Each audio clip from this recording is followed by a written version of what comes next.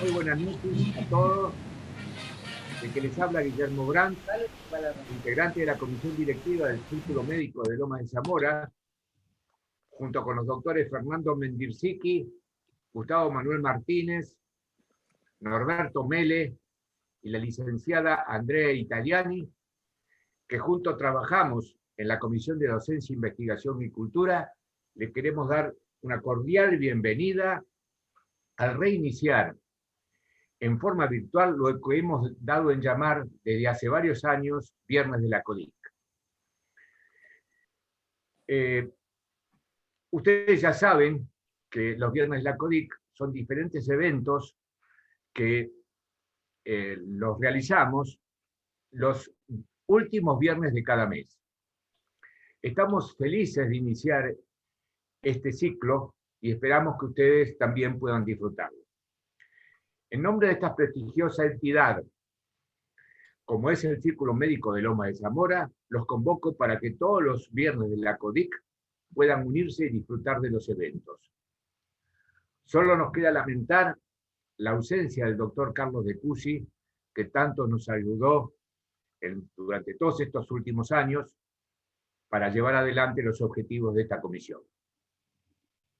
En esta ocasión, le damos la bienvenida a Roxana Palacios, profesora y coordinadora de los talleres de lectura y escritura creativa del Círculo Médico de Loma de Zamora, que nos hablará sobre la obra de Jorge Luis Borges y la estética de su recepción en tiempos de pandemia.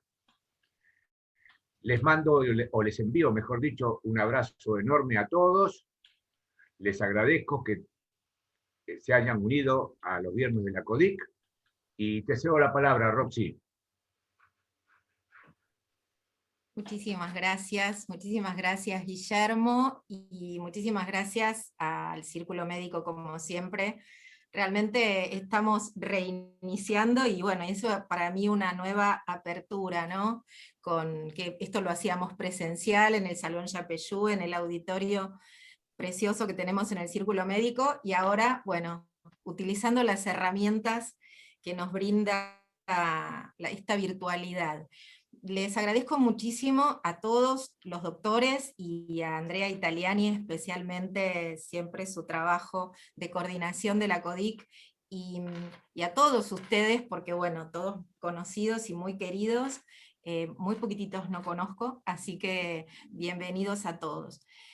Hablar sobre la obra de Jorge Luis Borges es como demasiado pretencioso, porque la obra de Borges es inabarcable, como ustedes saben, es una obra muy, muy criticada, muy traducida, criticada en el sentido de la crítica, ¿no? Hay muchísimos textos que hablan sobre la obra de Borges, muchísimos profesores dando cursos y clases magistrales, y hay mucho que yo recomiendo ver, las clases de Piglia, las clases de Beatriz Arlo que están en la web.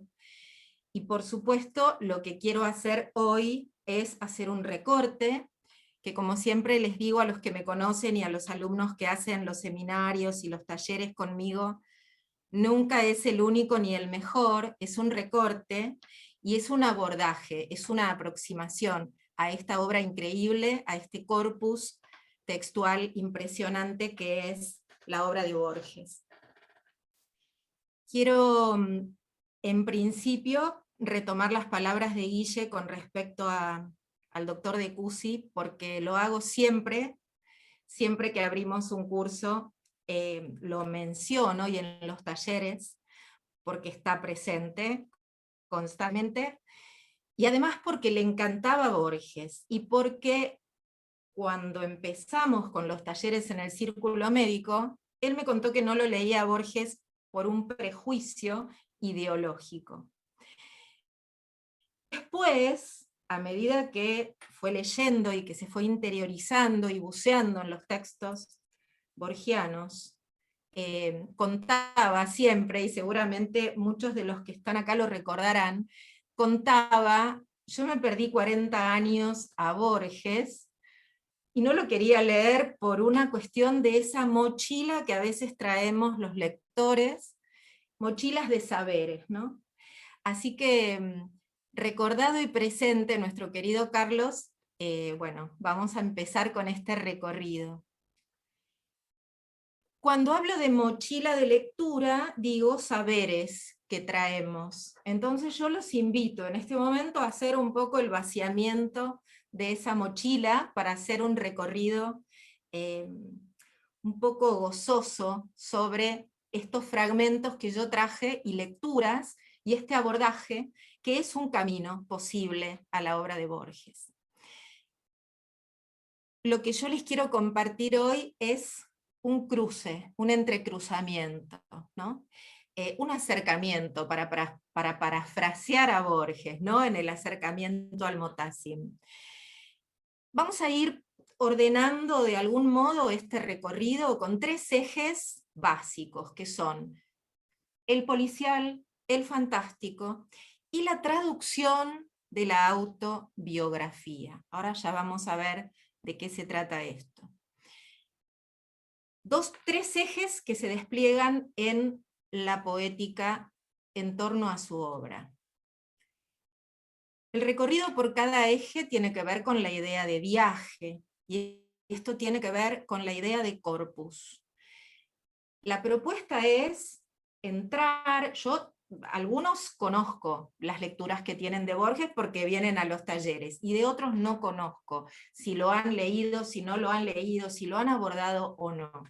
La idea con este recorrido es que nos convoque a leer los textos de Borges, ya sean sus ensayos, ya sean sus cuentos, su narrativa, como su poesía, como si fueran un único texto, es decir, a la luz de lo que llamamos el fragmento. Este conjunto de textos, este corpus borgiano, que fue escrito, por supuesto, en diferentes momentos de la vida de Borges, sobre todo en diferentes circunstancias, tiene que ver con la idea de dispositivo ordenador.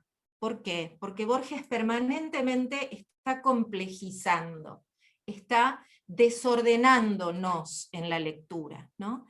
Y profundizando en detalles, porque de algún modo Borges tiene la potestad de esa microscopía del detalle, donde va cifrando cuestiones bastante autobiográficas, no desde una cuestión testimonial, sino que va entrecruzando y cifrando detalles que tienen que ver con la vida misma, con su vida. ¿Vamos bien? ¿Sí? Pon la manito. Quiero decir que esto que estamos haciendo, vamos a hacer este breve recorrido, un poco contarles el plan de vuelo, y después abrimos la posibilidad de comentar, ¿no? El título de este encuentro es Borges antes y después de la pandemia. Y es del laberinto a la biblioteca en clave dialógica. Dialógico porque siempre nos gusta esta cuestión de lo participativo, de que cada uno de ustedes pueda comentar sus lecturas y si tiene preguntas o bueno, que quieran comentar. Así que vamos a hacer este viaje y después abrimos los micrófonos, ponemos las manitos como solemos hacer en estos encuentros. La poética de Borges, y cuando hablo de poética estoy hablando de un conjunto de rasgos que identifican su escritura, más allá del estilo o del género que explore, cada texto que estamos tomando como fragmento, ¿no? Una suerte de ADN escriturario, cuando hablo de poética, ¿está bien? Tiene, como decíamos antes, este sesgo autobiográfico muy importante, y él mismo reconoce, yo justamente posteé en el estado de mi WhatsApp un fragmento de una entrevista donde él dice que realmente cree que escribió todo, absolutamente toda su obra en su primer libro, Fervor de Buenos Aires. Todo lo que vino después fue reescritura. Entonces aquí hacemos un poquito de pie, y los que son escritores en este momento seguramente van a captar rápidamente este concepto de reescritura, y de cruce, cómo la escritura va retomando, no hay origen para Borges, aunque siempre esté buscando el origen. Y estas cuestiones tienen que ver, este primer libro de poemas, sobre toda una serie de posibilidades que es atravesada, que es entrecruzada. Genealogías, ya se trate de lazos de sangre, y entonces ahora estoy hablando de su genealogía y de la genealogía de sus personajes. Tanto, digo, familiares y de sangre, como genealogías literarias. Si vamos bien, fenómeno, y si algo de lo que yo digo queda en el aire, ustedes me paran, ponen la manito y preguntan, y yo respondo. Borges siempre es el otro. Este concepto de la otredad, esta cuestión que tiene que ver con el semejante, con un otro semejante, con un otro que es sí mismo, y con el gran otro que es el lenguaje. Siempre vamos a estar en un viaje atravesado por esos otros.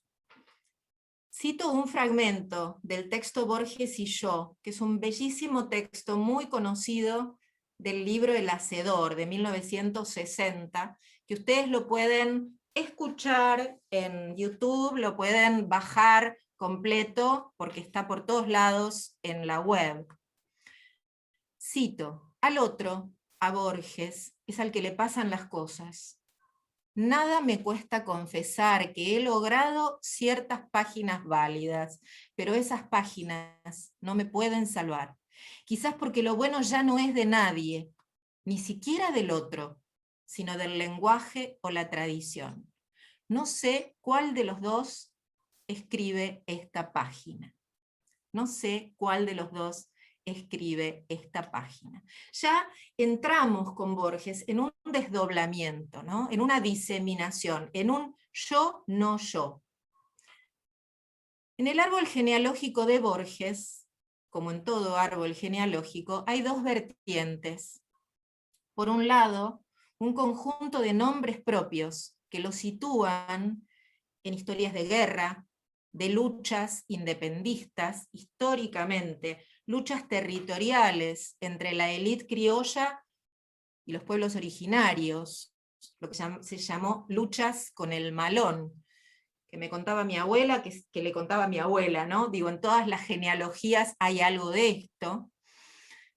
Y en este punto podemos ubicar al coronel Isidoro Suárez, cuya hija es la abuela que viajó con la familia Borges a Ginebra cuando Borges tenía 14 años.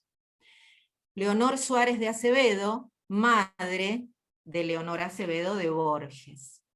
Y por otro lado, la rama paterna, su genealogía inglesa, con aquella mítica biblioteca de su padre, ¿no? Jorge Borges, el padre de Borges, y la figura muy emblemática de su abuela inglesa, Fanny, viuda del coronel Francisco Flores, que muere en batalla el mismo año en que nace Jorge Borges, el padre de Borges. Ricardo Piglia hace todo un recorrido por esta doble genealogía de Borges, y es muy interesante lo que dice Piglia en relación a la herencia de la sangre y la herencia literaria, esta cuestión que tiene que ver con la biblioteca, donde nos vamos a ir metiendo con estos cruces, con estos entrecruzamientos. Esto remite a una multiplicidad de fragmentos, de vidas, de historias, y también de textos, de literatura universal, porque Borges no se va a quedar solamente con esta cuestión materna de los valientes que peleaban por la Argentina, sino que se va a meter con la literatura universal.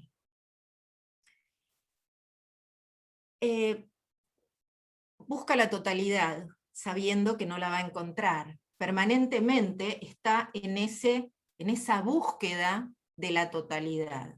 sabemos que a la totalidad no podemos llegar, por lo menos en este plano. Pero siendo Borges un pensador de la totalidad, nos permite saber que esa búsqueda siempre es infructuosa. Estoy pensando en esas totalidades latentes, seguramente ustedes están haciendo cruces mentales con textos que tienen que ver con la totalidad, ¿no? Estamos pensando en La Rosa de Paracelso, estamos pensando en la memoria total de Funes, que ya vamos a hablar un poquitito de él. ¿Qué quiero decir con esto? Que es infructuosa la búsqueda de la totalidad. Que todo lo que tenemos para bucear nuestro pensamiento y para bucear en los libros y para bucear en los vínculos es el lenguaje. Y el lenguaje no alcanza. Y Borges sabe que el lenguaje no alcanza. Y es por ese motivo que es tan importante para nosotros la literatura, la poética, la función poética del lenguaje, porque no es simple comunicación. ¿Vamos bien? ¿Sí? No es simple comunicación, digo, no es lo que prima la función comunicacional. Esto que estamos haciendo es comunicación. Pregunto, ¿van bien? Sí, me dicen ustedes, se retroalimenta, esto es comunicación. Hay una voluntad de transmitir algo para que el otro comprenda lo más cercano posible esto que yo quiero contarles. La literatura no va por esa vía. La literatura se sirve de otros dispositivos. La literatura rompe la norma del lenguaje, la rompe, la hace, la pulveriza, y empieza a generar otro tipo de figuras, ¿no? Metáforas, metonimias alejadas, que separan el significante, que es la cadena manifiesta, de los posibles significados. Y entonces allí empezamos en una producción mucho más rica. Y voy a decir una palabra que por ahí queda resonando: trascendente. Mucho más trascendente, y es por eso que seguimos leyendo la Divina Comedia, digamos, ¿no? No hay inmanencia para Borges de la cosa en la palabra. Hay duda, hay búsqueda, hay discusión, para parafrasear sus títulos también, que es un concepto que a Borges lo atrae mucho porque da cuenta del conflicto interno, de esos otros que también somos. Voy a citar unos versos del poema El Golem, de 1958, publicado en su libro El otro, el mismo. El poema está fuertemente marcado, interconectado, atravesado, ¿no? Este vínculo entre textos es lo que en literatura llamamos intertextualidad, y es el diálogo permanente entre textos. El poema remite a un juego de resonancias, a una antigua leyenda hebrea de Praga, que es a su vez retomada en la novela El Golem de Meirnik. Cito: sí, como afirma el griego en el Crátilo, es Platón, ¿no? Está hablando de Platón. El nombre es arquetipo de la cosa.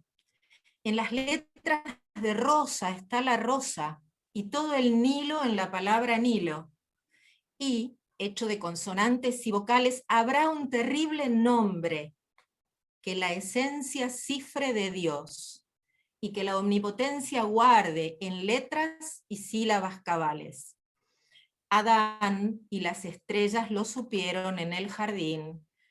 La herrumbre del pecado, dicen los cabalistas, lo ha borrado, y las generaciones lo perdieron. Los artificios y el candor del hombre no tienen fin. Los artificios y el candor del hombre no tienen fin. Este era un verso del Golem que lo vuelvo a traer a Carlos de Cusi, le encantaba, ¿no? Le encantaba, porque decía, esta soberbia de los hombres de creernos que la tenemos clara, por decirlo de alguna manera. Algo está perdido para los hombres, algo está vedado, y eso es lo que imposibilita dar cuenta de las cosas en su totalidad, y es también, paradójicamente, aquello que nos convoca a seguir nombrando, a seguir escribiendo, a seguir dándole forma, a seguirnos encontrando, a seguirnos vinculando a través de esta herramienta que es el lenguaje. Siempre se busca esa proximidad, pero nunca se alcanza. Siempre hay un resto que está por decirse, y ese es el resto que nos convoca. Y eso que siempre está por escribirse, un poco es lo que dice Borges en esta entrevista que les comentaba. Todo estaba escrito ya en su primer libro, solamente que había muchos baches y mucho no dicho, que ya estaba latente allí, en un futuro por venir, por escribirse. Este resto, siempre por decir, siempre por venir, es lo que construye a Borges como lector y como escritor empírico, y también como autor textual en cada uno de los fragmentos que estamos retomando. ¿Vamos bien? ¿Sí? Sujeto empírico y autor textual no son la misma cosa. Cuando yo digo, voy a leer Borges, esto es leer Borges. Esto es leer Borges. Pero este no es Borges. Este no es el sujeto empírico, ¿no? Pero yo digo, voy a leer Borges, voy a leer ese corpus. Ahora, el concepto de autor textual, que los que son escritores y están empapados de estos conceptos, digamos, lo saben, es el aquí y ahora de la escritura, de cada fragmento, de cada texto. ¿Cómo se construye ese lector autor textual? Y él lo trabaja en sus textos. Hay un cuento increíble que es Pierre Menard, autor del Quijote, donde este sujeto empírico, Pierre Menard, quiere escribir el Quijote y lo escribe exactamente palabra por palabra, pero no es el Quijote de Cervantes, ¿no? No es idéntico, pero no es. Y ahí está esa tensión entre lo que es el tiempo, lo que son las coordenadas espaciotemporales, el aquí y ahora de la obra. Cualquier cosa me paran y yo me entusiasmo. El otro, él mismo, es un libro de 1964, que mencionábamos recién, y es un libro muy querido para Borges. Les voy a leer el principio del prólogo de ese libro. Cito: de los muchos libros de versos que mi resignación, mi descuido, y a veces mi pasión fueron borroneando, el otro, él mismo, es el que prefiero. Ahí están el otro poema de los dones, el poema conjetural, Una rosa y Milton y Junín, que si la parcialidad no me engaña, no me deshonran.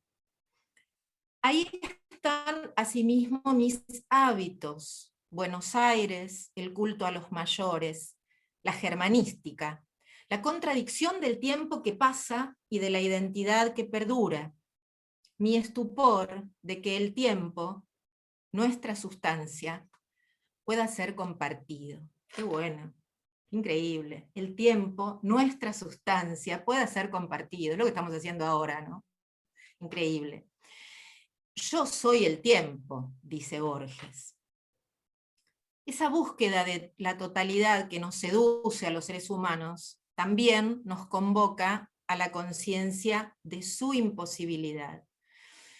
La certeza total, la felicidad total, la respuesta total, la justicia total, que sabemos que nunca vamos a alcanzar, porque nuestras verdades, nuestra felicidad, nuestras certezas son parciales. Sin embargo, lo imposible nos motiva y nos convoca porque nos excede. Borges nos aleja del sentido común y nos aleja, como su maestro, Macedonio Fernández, le enseñó, del yo creador.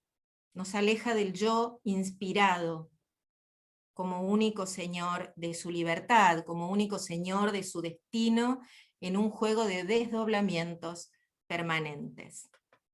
Cito un fragmento del poema conjetural. Yo, que anhelé ser otro, ser un hombre de sentencias, de libros, de dictámenes, a cielo abierto yaceré entre ciénagas, pero me endiosa el pecho inexplicable, un júbilo secreto. Al fin me encuentro con mi destino sudamericano. Este sujeto de la enunciación es Francisco Laprida en el poema conjetural, que narra la muerte de Francisco Laprida. Yo es otro para Borges, parafraseando a Rimbaud y después a Lacan, ¿no? Y, por supuesto, al no yo macedoniano. El encuentro con la muerte, desde la decisión de muerte digna, es en Borges una elección y es una reescritura. Muchos de sus cuentos vamos a ver que terminan con una muerte diferente a la que la historia nos enseña de esos personajes que él retoma. Reescribe el final de Martín Fierro, por ejemplo, y su muerte en el cuento El Fin. No sé si ustedes el cuento lo tienen leído, pero bueno, quiero convocarlos a que lo lean, al cuento El Fin. Es un texto perteneciente a Artificios en Ficciones de 1944. Voy a citar uno de los pasajes del cuento en el que Fierro se bate en un duelo a elección por un destino diferente. El destino de Martín Fierro, que es un gaucho matrero, el Martín Fierro de Hernández, ¿no? Tiene un final como muy poco digno, y de pronto Borges le reescribe una muerte heroica.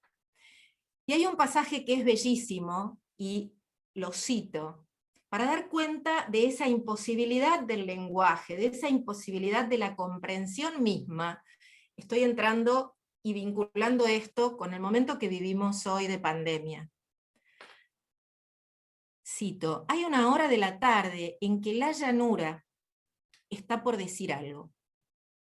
Nunca lo dice, o tal vez lo dice infinitamente, o no lo entendemos, o lo entendemos, pero es intraducible como una música.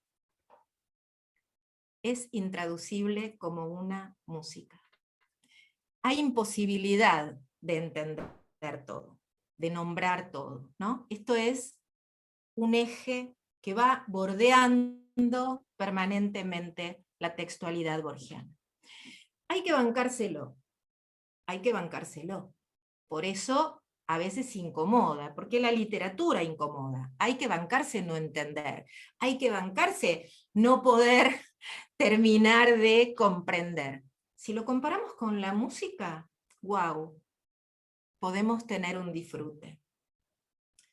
Por eso, Juan Dalman, el personaje del cuento El Sur, publicado inicialmente en 1953 en La Nación, y después en 1956 en Artificios de Ficciones, tiene un sesgo autobiográfico importantísimo en torno a un accidente de Borges y su hospitalización.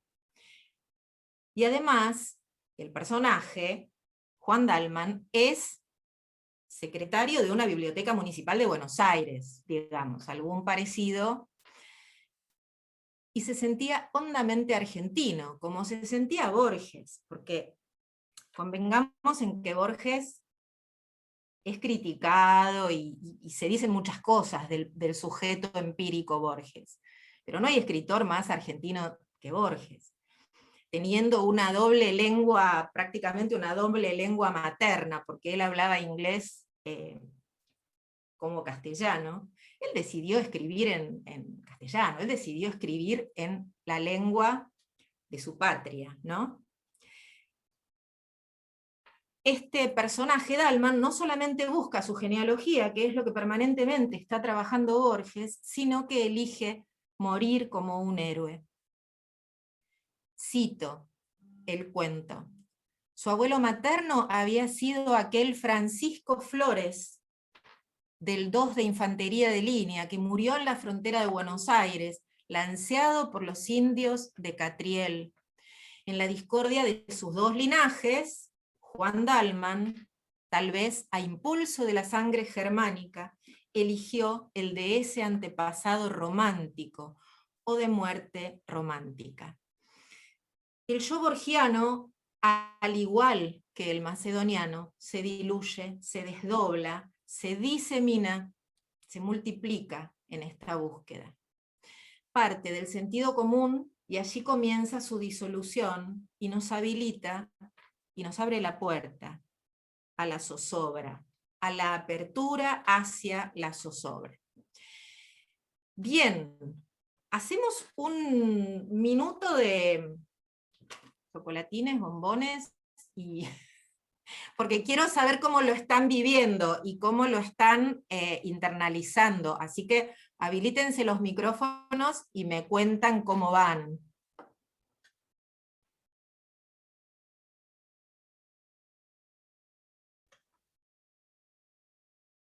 No saben, no contestan, doctor. Lindísima, lindísima la manera en que lo estás transmitiendo, Roxana. Da gusto seguirte.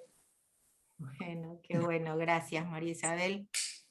Como siempre, Roxana, hermoso escucharte, siempre nos abrís, nos llevas a Borges de la mano de una forma que siempre es mucho como más entendible y mucho más accesible, porque como uno tiene como un prejuicio, diría yo, ¿no? Pero empezás vos a hablar y reconocemos un escritor maravilloso. Acá hablando de esto de Martín Fierro, del cuento que se refiere a Martín Fierro, o El Sur, que es un cuento tan hermoso y que también describe tantas cosas de acá del sur, el tren, su vida, el paralelo. Hermoso, hermoso cómo vos nos estás llevando por este camino de la mano de Borges, que es inmenso, ¿no? Gracias. Juge. ¿Alguien quiere preguntar algo? Me gusta mucho lo de Borges y el tiempo. ¿Qué te gusta, Eli? Creo que es como una piedra fundamental para poder acercarse a la obra de Borges y saber que está atravesada, digamos, por esa sustancia, como dijiste recién. De lo que estamos hechos, ¿no? Lo que estamos hechos. Quería preguntarte, Roxana, sí. Si Borges había sido influenciado por ese otro gran poeta de muy poca difusión argentina que fue Evaristo Carriego, ¿no? Y lo recuperó y lo reinventó, digamos, no solamente influenciado, sino que le dio un conocimiento que no tenía, digamos, ¿no? Un poco, está buenísima esta pregunta, Mario, porque de algún modo se construye la figura del autor, y yo creo que la figura de Evaristo Carriego la construyó más Borges que Evaristo Carriego, ¿no? No tuvo tiempo Evaristo Carriego, ¿no? ¿Cómo? Que no tuvo tiempo, pobre Evaristo, porque murió tan joven, ¿no? Sí, pero es un poco estas cuestiones bien literarias como nos pasa con Kafka, que lo tenemos a Kafka gracias a su amigo Max Brod, porque si hubiera sido por Kafka no lo hubiésemos conocido nunca, ¿no? Entonces, digo, hay autores que se han ocupado de construir su propio, Sarmiento mismo, ocupado de construir su propia figura como autor, ¿no? con ciertas, incluso hasta inventos que después fueron verdad, ¿no? Pero cuando escribió Facundo y lo posicionó en el mundo, él se inventó de algún modo un currículum, un currículum vitae. Y después, bueno, llegó a ser quien fue. Pero esta construcción, digo, qué interesante lo que preguntás, porque es lenguaje, porque todo forma parte de las posibilidades y de las imposibilidades del lenguaje, ¿no? Rosana, Sí. bueno, yo tenía varias preguntas para hacerte, pero lo tuyo es tan impecable que las respondiste en el aire. Ahora, como lector me pasó lo mismo que el recordado Carlos de Cusi. No tardé 40 años, un poco menos, pero llegué. Y te puedo decir lo siguiente, ya como escritor, la obra de Borges es tan inmensa que es muy difícil no quedar influenciado por él. Pero como el propio Piglia dice, hay que intentarlo, porque el mismo Borges diría lo mismo. Así que hasta ahora lo tuyo es impecable. Bueno, gracias, David. Está buenísimo eso que traes, porque el ser influenciado, ¿no? Un poco lo que decía Mario y esto que traes vos, qué interesante, porque esto que estamos haciendo ahora nos constituye también como lectores y como escritores. Cada acercamiento que tenemos con un fragmento de un autor, y un poco es lo que trabaja en el cuento Pierre Menard, autor del Quijote, y retoma lo que le gustaba a Elías en torno al tiempo. Todo lo que transcurrió entre el Quijote de Cervantes y el Quijote de Pierre Menard incluye, ¿no?, los cambios de paradigma, el lenguaje, que en el Quijote de Cervantes es el cotidiano español de ese momento, en Menard resulta que es una cuestión impostada y absolutamente arcaica, ¿no? Todo, y los cambios de paradigma que suponen el transcurso del tiempo, y dice Borges, mirá qué interesante, entre todo lo que pasó, también pasó el Quijote, también pasó la lectura del Quijote. Entonces Borges te dice, decime cómo se va a leer en el año 2000, y yo te voy a decir cómo es la literatura del año 2000. Está haciendo este juego un poco al que nos lleva Umberto Eco, ¿no? Del texto como máquina perezosa, el texto como una cuestión, un dispositivo, un objeto inacabado que de pronto el lector hace funcionar. Y no lee de la misma manera. No leían de la misma manera los contemporáneos de Cervantes a Cervantes, de hecho no le daban bolilla, ¿no? Ni sabían, y Cervantes se murió sin saber que era Cervantes, que los lectores del siglo XXI, de América, ¿no?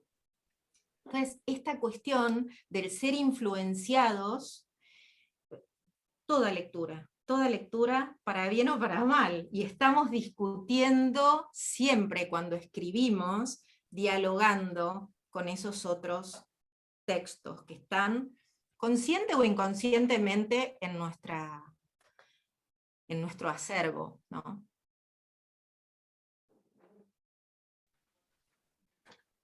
¿Alguien más quiere comentar algo? Seguimos. Entonces, decíamos 3 ejes. Vamos a empezar un poquitito hablábamos de lo fantástico, de lo policial y de la traducción como lectura autobiográfica. ¿Qué nos está diciendo con estos modos de construir su obra? Que no le interesa para nada la mímesis realista, no le interesa representar al mundo. Para Borges, la literatura no representa nada, no está pensando en la literatura con mensaje, está pensando en un estallido de posibilidades, de producción de sentido en tal caso por parte de los lectores. Y esto tiene que ver, y es un principio constructivo muy interesante de la obra de Borges, ¿no? Dado que no hay modo de representar los hechos del mundo, la literatura como finalidad, como mensaje, para él no tiene sentido. Por eso dice, esta cuestión de lo no dicho, y eso que está cifrado, y que él mismo tiene que empezar a bucear sobre sus textos para poder seguir escribiendo.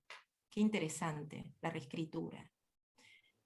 Interesante, digo, para la vida misma, ¿no? Que es un poco lo que hacemos constantemente, cuando seguimos dialogando, cuando hablamos con nuestros hijos, cuando, ¿no? Cuando discutimos con nuestra pareja, familiarmente, con nuestros amigos, esta reescritura constante. Voy a remitirme a un pasaje de La Rosa de Paracelso, un texto ya de los últimos textos de Borges, que es un cuento fantástico. Podemos incluirlo a la luz de la lectura de un texto fantástico, que esto sería como para trabajar en otro encuentro y trabajar qué es aquello que late en lo fantástico, ¿no? Paracelso dice, porque teoriza acerca del lenguaje, Paracelso le dice a su postulante a discípulo: el camino es la piedra, el punto de partida es la piedra. Si no entiendes estas palabras, no has empezado aún a entender. Cada paso que darás es la meta.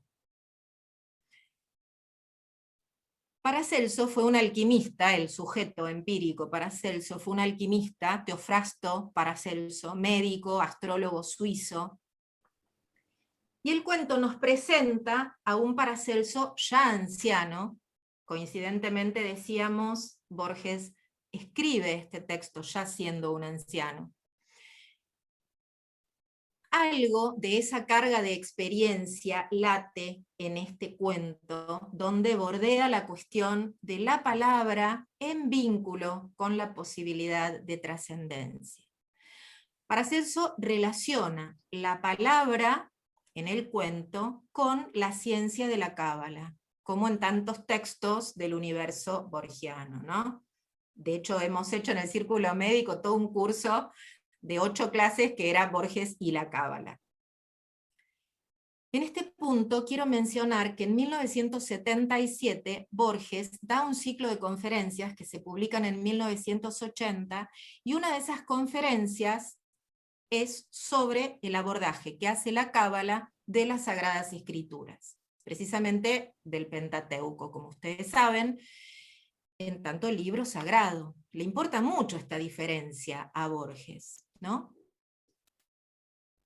Alguien que se va.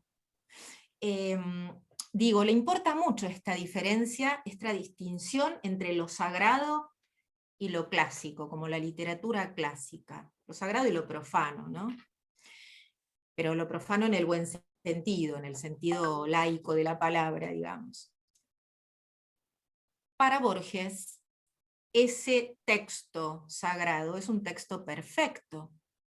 El libro sagrado es un libro perfecto, porque no solo son perfectas las palabras, porque el libro sagrado es el escrito por la divinidad, y de hecho, en la escritura del Dios, y esa figura animal de la escritura del Dios, es impresionante el texto, y se lo súper recomiendo, la escritura del Dios.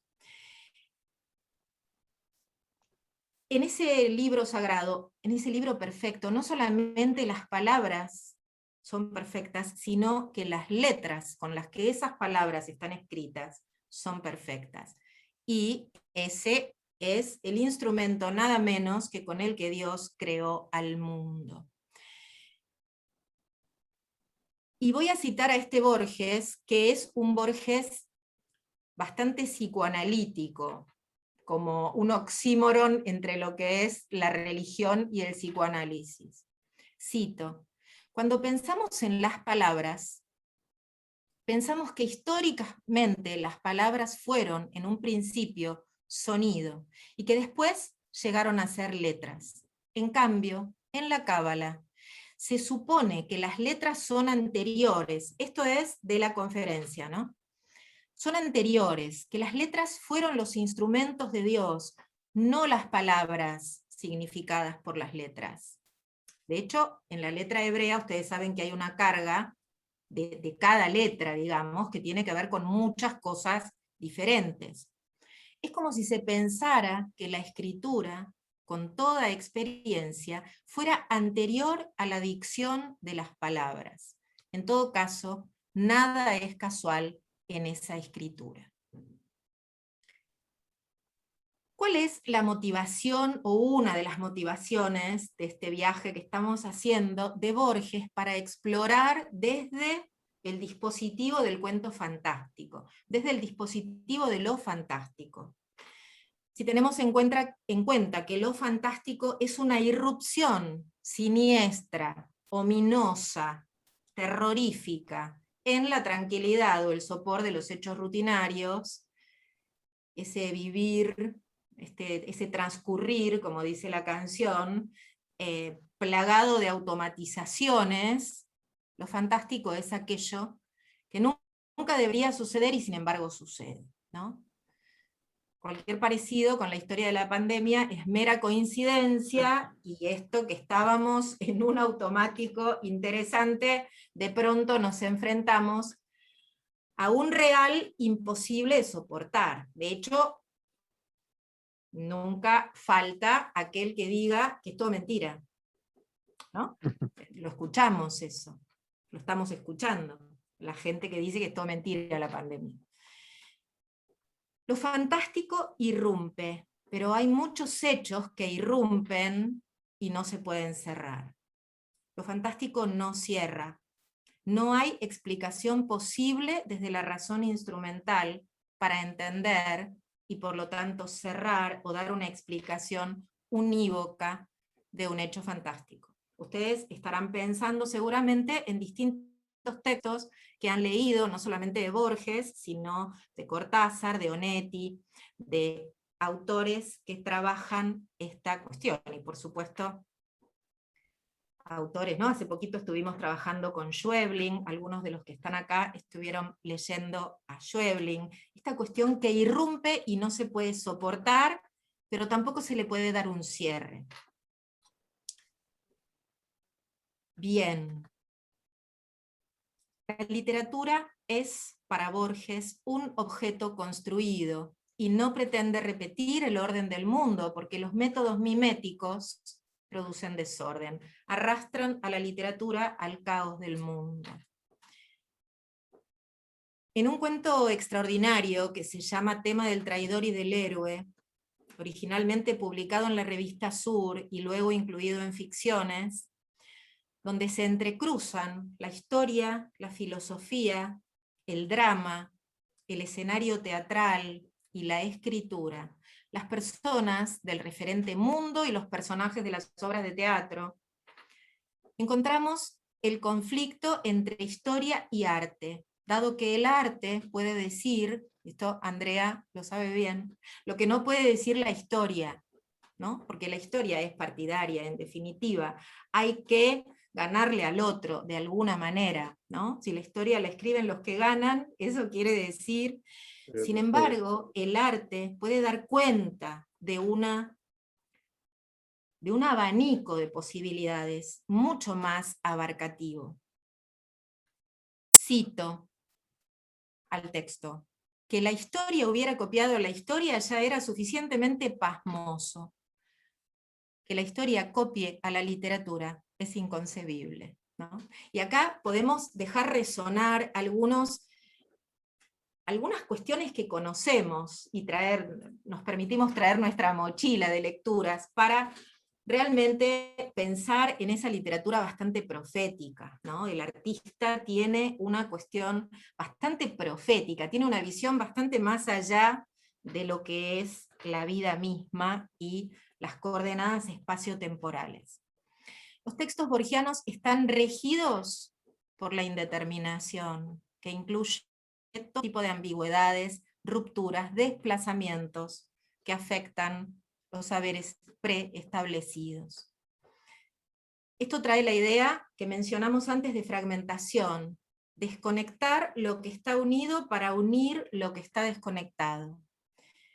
Efecto de abandono de totalización, aunque buscamos la totalidad, es decir, preferencia por un tipo de construcción, de literatura, de textualidad que es de montaje, de collage. Como aparece en Tema del traidor y del héroe, donde el lector se construye a partir de esa fragmentación. Ryan es un joven del siglo XX que está investigando la muerte de Fergus Kilpatrick y descubre coincidencias misteriosas entre las circunstancias de la muerte de Julio César y las de Kilpatrick, que era un revolucionario irlandés que muere asesinado en un teatro la víspera de la revolución que él mismo había planeado. Ahora, los que lo leyeron, seguro que lo van a releer, rastreando cuestiones. Los que lo abordan por primera vez, lo leerán. El héroe es traidor y es héroe. El mismo personaje es las dos cosas. El hecho prefigura la muerte de Lincoln, sujeto histórico. El hombre es el traidor y es el héroe. El argumento está tomado de un texto de Chesterton, intertextualidad de intertextualidades. No tiene problema. No tiene problema de originalidad, Borges. No le importa nada ser original. No le importa nada no contaminarse. Es genial, es genial. Toma textos y los reescribe. Pero el día que asesinan a Kilpatrick es el 6 de agosto de 1824, y ahí está el tiempo que le gustaba a Elías. Porque ese día no pasó nada en Irlanda, históricamente. Ese día es el día de la batalla de Junín. Y ese dato es un dato autobiográfico, porque ahí estaba el abuelo Isidoro Suárez, ¿no? ¿Quién lo sabe eso? Borges. Era una cifra para él, ¿no? No es esta suerte de autobiografía donde yo pongo el testimonio de mi vida y hago un libro de autoayuda. No, no señor. Cifra estos datos impresionantes en una textualidad compleja. Compleja, digo, lo complejo es una trama, no es complicado. Lo complicado es lineal enroscado, ¿no? Hay algunas personas que sabemos, que se han topado alguna vez con una persona complicada. Es lineal, pero enroscado. Lo complejo es maravilloso porque es una trama y tiene muchas posibilidades, muchas aristas. Puedo tirar de muchos hilos y seguir produciendo sentido. ¿Cómo vamos de tiempo, Mauri? Estás muteado. Llevamos 1 hora, Roxana. Bueno, ¿van bien? ¿Quieren que acelere a full, que le meta la moto, o quieren que vayamos con este ritmo bien? ¿Bien? Este ritmo está hermoso. ¿Eh? Este ritmo está hermoso. Bueno, buenísimo. ¿Qué pasa con esa totalidad, entonces, fragmentada? Nos vamos a ir al Aleph. El Aleph es un texto impresionante, increíble, publicado, el cuento El Aleph, en el libro El Aleph. Es un texto que retoma, o sea, tiene una intertextualidad increíble, y ahora yo, ¿sabes qué? Se me perdió la hoja. ¡Chan! Pongan chocolates, caramelos y bombones porque tengo un problema.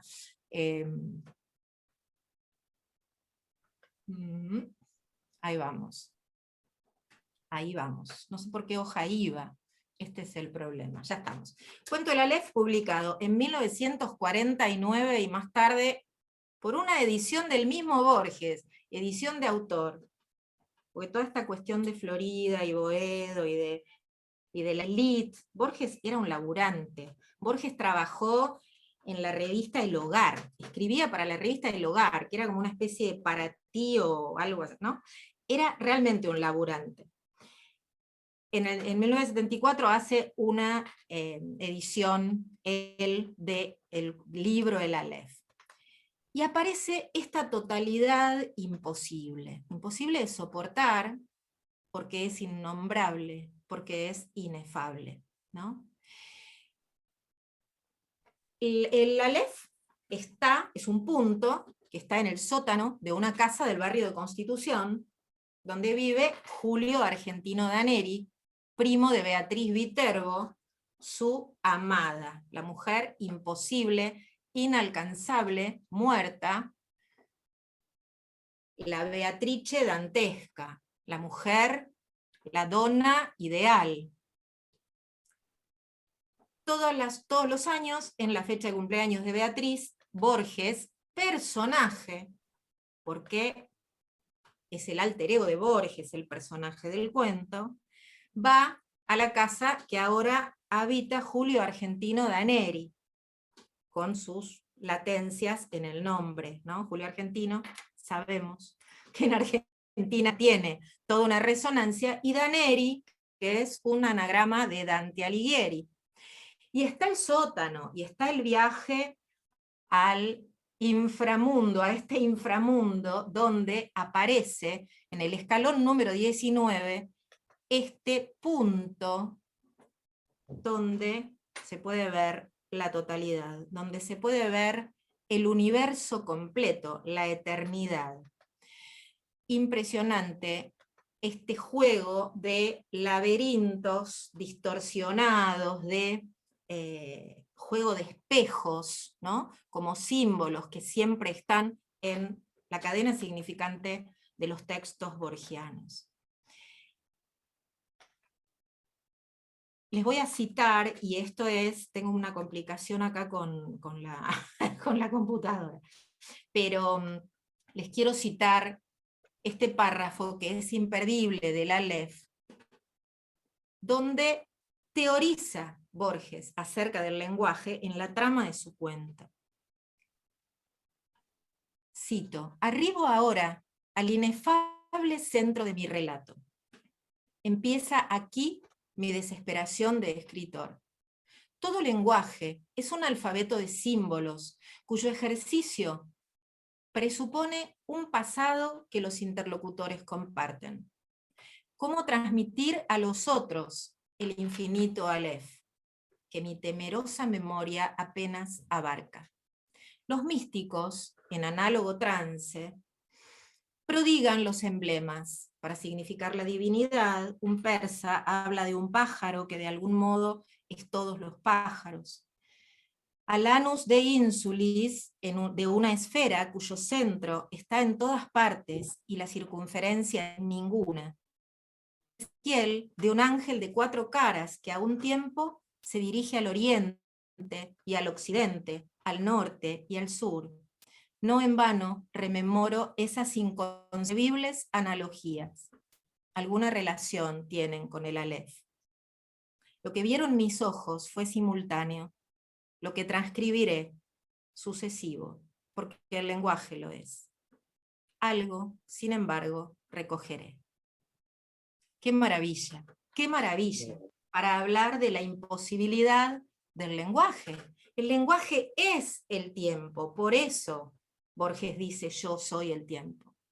Porque la narración da cuenta de ese tiempo que transcurre. Imposible. Yo todo lo que digo en este momento, mira, le estoy viendo uno por uno las caras, siento el puente de los anteojos, la cola sentada en la silla, la respiración, el reflejo, pero cuando se los tengo que contar, les tengo que contar toda una palabra atrás de la otra, y me lleva tiempo, y es secuencial. Eso es el lenguaje, por eso es imposible, también por eso el lenguaje es imposible. En este punto, por supuesto, ustedes quieren saber qué es lo que vio, y entonces van a tener que ir a leer el Aleph, porque yo no se los voy a contar. De todo. ¿Y qué hace? ¿Cómo lo hace? ¿Cómo nos introduce a esa maravilla de simultaneidad, hace una acción caótica, donde incluso nosotros como lectores estamos involucrados. Léanlo, después si quieren me mandan, se los mando por la web, por teléfono, por el WhatsApp, por donde quieran. Por una cuestión de tiempo, de tiempo de ir a hacer la cena, vamos a hacer un viraje hacia el eje de lo policial.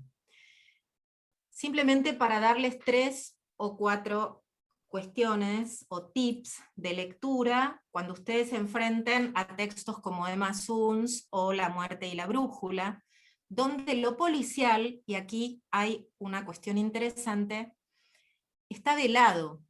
Lo policial está de lado en los cuentos de Borges. No hay linealidad posible. El policial tiene reglas. El policial es un cuento, es un tipo de textualidad con reglas muy marcadas. Pero Borges lo que va a hacer es cifrar algunas cuestiones que tienen que ver con elementos del policial. Lo que hace es parodiar. ¿Qué es una parodia? Una parodia es un tipo de intertextualidad muy puntual, donde hay un texto parodiante, porque hay un texto parodiado. Pero en el caso de Borges, no hay un texto parodiado, hay un género parodiado, que es el género policial. Se sirve de la narrativa policial para dar cuenta de posibilidades interpretativas del policial. Esto, recorridos posibles que nunca cierran, y lo paradojal es que el parodiado no es el policial negro, que arranca con Hemingway, con los asesinos de Hemingway, ya en un momento donde las verdades tienen que ver con el punto de vista del observador. No, Borges lo que va a parodiar es el género clásico, es el policial tradicional, donde el detective es inteligente y llega a la verdad única del crimen a través de la sagacidad de su inteligencia. Diría Borges, de la soberbia de su inteligencia, ¿no? Para tomar estas cuestiones que permanentemente él está trayendo como problemas humanos, la soberbia, esto que nos creemos, ¿no? Dice en el Golem, el candor, los artificios y el candor del hombre no tienen fin. El policial tradicional, como sabemos, tiene su origen en Edgar Allan Poe, inventa, ¿no? Pero Borges, ¿qué dice? Que Poe no inventa, no crea un género. Borges dice que Poe crea un tipo de lector. Mirá qué interesante. ¿Por qué? Porque las reglas del policial, el que va a leer un policial sabe, conoce las reglas. En un texto que se llama El cuento policial de Borges, dice, si tomáramos el inicio del Quijote, y se lo vamos a leer a alguien que no tiene un chino, que no tiene para nada competencia lingüística con el español y que ni lo conoce a Cervantes, y sabe leer policiales, y empieza a leer, en un lugar de la Mancha, en un lugar cuyo nombre no quiero acordarme, empieza a sospechar. ¿Por qué no se quiere acordar? Porque debe ser el asesino, porque debe ser el criminal, ¿no? Entonces, esta cuestión que tiene que ver con las reglas de lectura del policial, dice Borges, lo que crea Poe es un tipo de lector de policiales. A diferencia de Poe, Borges no afirma que el orden de las ideas coinciden con el orden del mundo, del universo, y se puede representar. Si el universo oculta el orden, no podemos descubrirlo. A lo sumo, podemos hipotetizar, podemos tener actividades conjeturales, y ahí tenemos sus títulos, ¿no? Conectarnos con los títulos de Borges, cuando habla del poema conjetural, ¡wow! Qué interesante, ¿no? Porque siempre esas resonancias las podemos ir aplicando a todos, al recorrido por el corpus. En La muerte y la brújula, el desenlace y la explicación de los crímenes no restablece el orden textual, sino que instala la reflexión. El texto va del laberinto a la biblioteca y viceversa, termina con un laberinto lineal. El que muere es el detective, hace la inversión. El detective, Lönnrot, es un gran lector, pero el asesino, Scarlatti, que va a vengar la muerte de su hermano, es mucho mejor lector que el detective, mucho mejor, más intertextual, entonces lo engaña, ¿no? Se ríe Mirta porque lo leímos La muerte y la brújula en un curso sobre policiales. ¿Sí? Entonces, es más sagaz el asesino que el detective.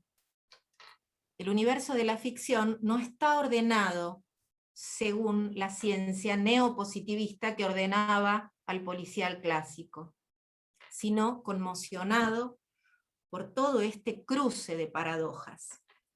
Los lectores no encuentran un mundo de sentido unívoco, sino múltiple y caótico, que se trabaja con duplicidades e inversiones. Hay que seguir la lectura, las secuencias de los Losange y todas las imágenes y los recorridos que además de todo el tema del tetragramaton y las letras hebreas, y todo un circuito del judaísmo jasídico que es impresionante, ¿no? El asesino vengador de La muerte y la brújula, Scarlatti, selecciona indicios para que el detective Lönnrot lo siga en la investigación de la muerte del personaje de un rabino. Escribe una historia para que el detective la lea, escribe una historia de rastros para que el detective lea esos rastros. Ambos son a la vez el traidor y el héroe. Y por último, el tercer eje, traducir la propia biografía en literatura.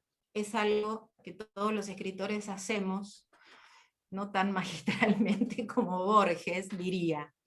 Borges tiene destrezas que pone al servicio de sus personajes. Minotálora en El muerto, que parten de un hecho mínimo para desencadenar en la tragedia, en el más griego de los sentidos. Le permite ver aquello que está presente a Benjamín Otálora, y Bandeira le baja el pulgar. El peso de lo absoluto en la memoria de Funes, el memorioso. ¿Se acuerdan de este personaje Funes? No podía olvidar, recordaba todo, pero cuando tenía que contarlo tardaba lo mismo que en vivirlo. Y es un personaje que muere de neumonía, como cualquier otro sujeto no heroico, digamos, o no diferente. El laberinto de Asterión, del monstruo, ¿no? De ese monstruo del Minotauro, que invierte esa monstruosidad, ¿no? Precioso el cuento, si no lo han leído, léanlo porque es maravilloso, La casa de Asterión, que invierte el terror en ignorancia de un monstruo que se entrega a la muerte en manos de Teseo. Termina siendo Teseo el malo de la película, digamos, ¿no? Como en Cortázar, que también tiene un texto, Los Reyes, que trabaja el mismo mito. Ese otro terrorífico que somos también nosotros mismos, ¿no? En el poema Ajedrez habla de esa soberbia que tenemos los seres humanos. Dice el poema Ajedrez: Dios mueve al jugador y éste la pieza. Dios detrás de Dios, la trama empieza. ¿Qué Dios? La trama empieza. Hay un concepto que me gusta mucho recuperar, que linda con la noción de destino en los antiguos griegos. Y es el concepto de Moira. No las Moiras, las tres Moiras que tenemos como muy visualizadas, sino la Moira como parte de destino que nos toca cumplir a los seres humanos, ¿no? Y del cual no podemos escapar. En la mitología está representada básicamente, en parte de la mitología, por dos tipos de héroes diferentes. El guerrero, Aquiles, el viajero, Odiseo, Ulises, ¿no? Aquiles reniega trata de escapar, ¿no? Con una especie de una suerte de baño de invulnerabilidad, ¿no? Y le queda el talón, y ahí es donde termina muriendo. En el momento que tenía que morir, no se salva nadie de la Moira, ni siquiera Zeus para ellos puede intervenir en la Moira.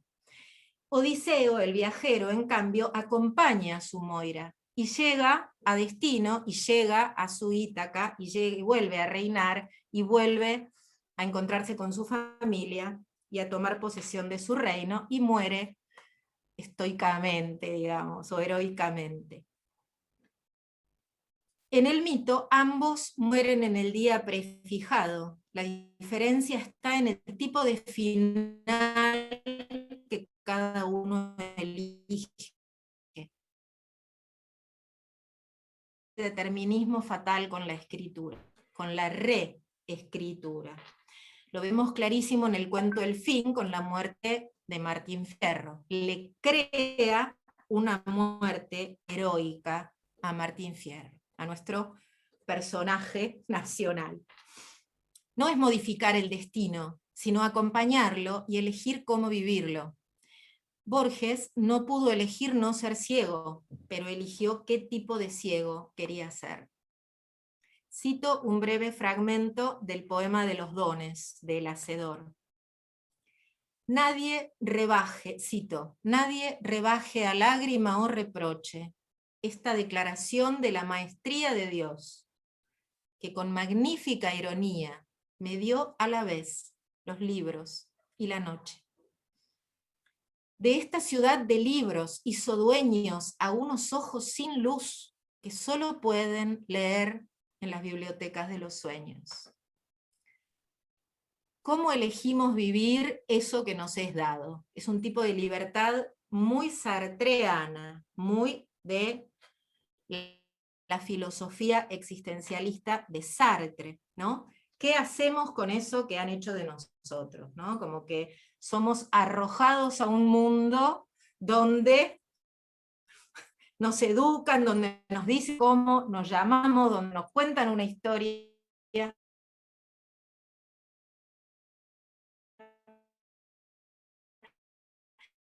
Y de pronto, ¿qué hacemos con eso? Yo espero que esta aproximación los convoque, mi cruzada en esto es convocar a la lectura. Así que quiero cerrar, y para darles la palabra a ustedes y los comentarios, con un texto que yo amo profundamente, es uno de los primeros textos que yo conocí de Borges, y lo sigo amando como el primer día que me enamoré de él. Así que se los voy a leer completo porque es muy breve y se llama Infierno 1:32. Desde el crepúsculo del día hasta el crepúsculo de la noche, un leopardo, en los años finales del siglo XII, veía unas tablas de madera, unos barrotes verticales de hierro, hombres y mujeres cambiantes, un paredón y tal vez una canaleta de piedra con hojas secas. No sabía, no podía saber que anhelaba amor y crueldad, y el caliente placer de despedazar, y el viento con olor a venado, pero algo en él se ahogaba y se revelaba, y Dios le habló en un sueño. Vives y morirás en esta prisión para que un hombre que yo sé te mire un número determinado de veces, y no te olvide, y ponga tu figura y tu símbolo en un poema. Dios, en el sueño, iluminó la rudeza del animal, y éste comprendió las razones y aceptó ese destino. Pero solo hubo en él, cuando despertó, una oscura resignación, una valerosa ignorancia, porque la máquina del mundo es harto compleja para la simplicidad de una fiera. Años después, Dante moría en Ravenna, tan injustificado y tan solo como cualquier otro hombre. En un sueño, Dios le declaró el secreto propósito de su vida y de su labor. Dante, maravillado, supo al fin quién era y qué era, y bendijo sus amarguras.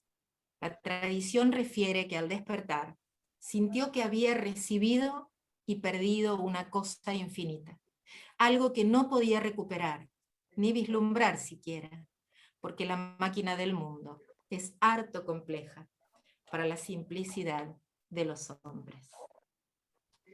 Jorge Luis Borges, a leer, a leer. Bueno, cuéntenme sus lecturas. Cuéntenos. Una Muy breve bueno. pregunta, ¿puede ser? Claro. Muy bueno. Una breve pregunta. ¿No crees que en la obra de Borges está muy presente el ser o no ser de Shakespeare?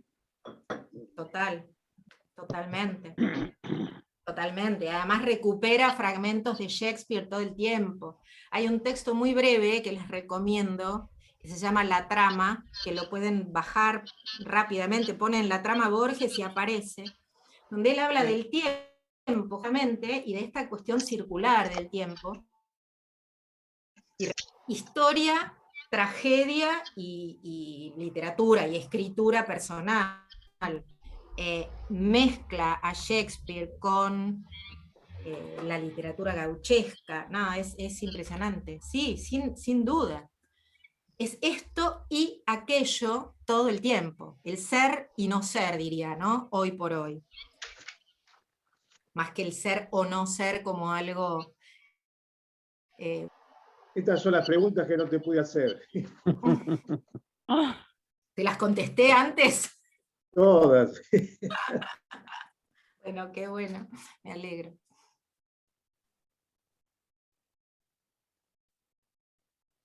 Roxana, vos hablaste de los aspectos del cuento policial, de todo lo que compone el cuento policial, ¿no? Y encontré una vez un libro de cuentos policiales argentinos, editado por Capeluz, que tiene un cuento de Grusac, de Peiró, Bioy Casares, y tiene de Borges un cuento que no parece policial, no sé por qué está incluido en eso, que es un cuento de la LEF, que el cuento se llama La Espera.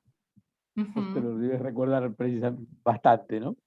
¿Te parece que es un cuento policial, La Espera? No parecen policiales, un poco por lo que yo te comentaba hace un rato. Lo que hace Borges es tomar elementos y transgredirlos. No parecen policiales, porque no son policiales. No Hay son algo, por eso te decía, Borges se sirve del género es un poco el mismo movimiento que hace en su vida cuando se afilia al Partido Conservador, no porque era conservador, para dar cuenta de que no era peronista.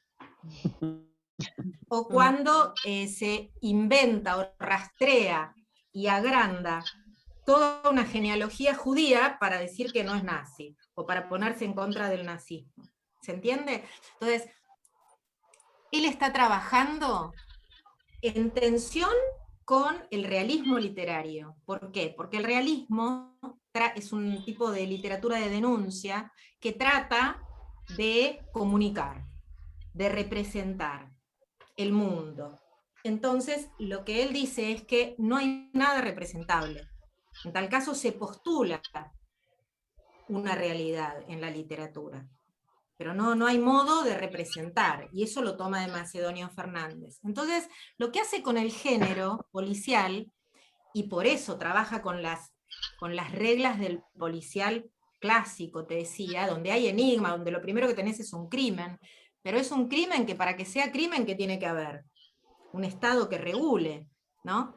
Entonces vos sabés, yo no tengo presente el texto La Espera, después contame si podés cuál es, porque no lo tengo en este momento presente. Pero estoy pensando, por ejemplo, en Emma Suns, claro. Parece un texto policial. Sí, ¿Por qué no parece policial? Porque el policial, primero tenés el muerto, el crimen, y después la narración es la mirada retrospectiva. pero él te lo está contando en el momento, él lo está contando en el presente de la enunciación, transgrede todo el tiempo las reglas del género. Y una cosa interesante para ustedes que son escritores, y para los que no son escritores también, es saber que las clasificaciones son mentira, que las periodizaciones son mentira, que todo aquello que nosotros teorizamos es mentira, no es la verdad de la milanesa. La cosa es eterna, simultánea, te lo dicen en la ley. Ya bien. Es el eterno presente. Ahora, necesitamos del tiempo, porque el lenguaje es tiempo. Necesitamos de las clasificaciones para poder apropiarnos y aprehender algo con H en el medio, ¿no? Pero no es la verdad. Entonces no nos podemos casar con una teoría, ¿no? Esto los médicos lo saben muy bien, porque cuando estudian en el libro, el hígado que tienen ahí no es el hígado de cuando van a operar, ¿no? Entonces, hay una cuestión, una tensión, donde no nos podemos quedar con una teoría, con un dispositivo, con una periodización, con una línea temporal, donde parece que en la Edad Media no pasó nada, y resulta que la Edad Media es, ¿no?, la edad oscura, y resulta que en la Edad Media está el germen de la modernidad, ¿no? Hay que meternos a fondo con las cosas. Lo que hace Borges es parodiar el género policial, se sirve del policial, de los elementos, para ir en contra de la literatura realista.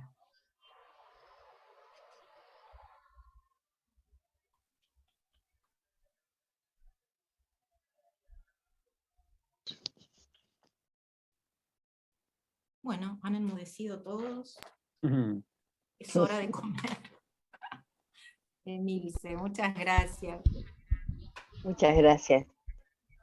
No, fantástico, me encantó esta aproximación a Borges, que mucha gente le tiene miedo, pero es lo más amistoso que hay, Borges, a la hora de... Y acá aprendimos que sí. Sí, y además lo que decís de amistoso, esta cosa amigable de entrar en el juego de Borges sin miedo. Y además vos supiste y sabés muy bien llevarnos, ¿no?, por ese camino, de una manera fluida, amable, pero a la vez profunda. Realmente muchísimas gracias, ha sido maravilloso, nos nutriste, pero a la vez nos abriste el apetito, y no de la cena, sino de Borges, así que muchísimas gracias. Bueno, me alegro, entonces mi cruzada está en camino.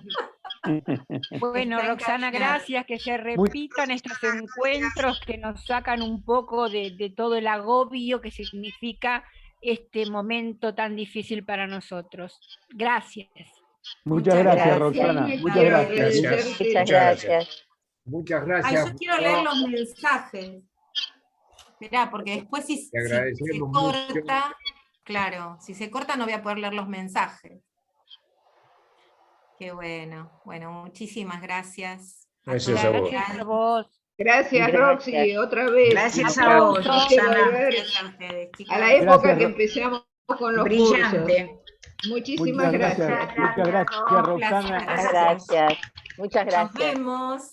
Nos Y vemos. gracias al Gracias. Círculo Médico de Lomas por este tipo de actividades sociales. Por la invitación. Muchas gracias. Gracias por la invitación.